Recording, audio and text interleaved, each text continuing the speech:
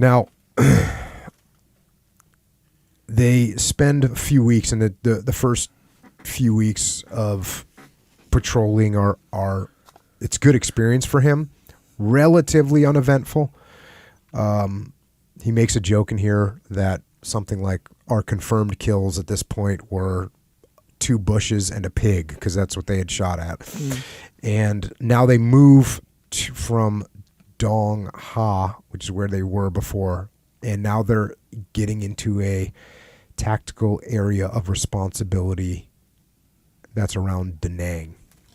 And here we go back to the book. The patrolling here was considerably different from that at Dong Ha, as our unit found out the first time we went on a joint night patrol with the platoon from the 27th. My counterpart was a staff sergeant rather than a lieutenant.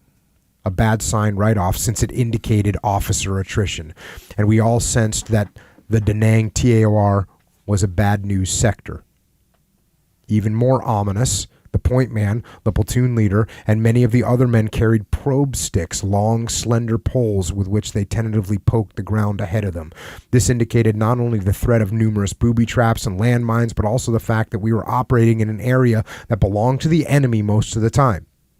Although our first patrol went smoothly, we returned to our base camp in the morning. The other platoon's point man took Sergeant Leslie and me aside and told us if we learned nothing else from our time with him, we would be well served to always remember the probe sticks.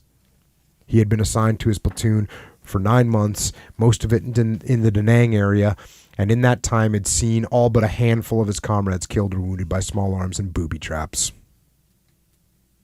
Same thing Roger Hayden was telling us about with the sticks, looking for tripwires. Yeah. Crazy. Yeah. Of the locations within our tactical area of responsibility, one was viewed with dread by all but the insane among us.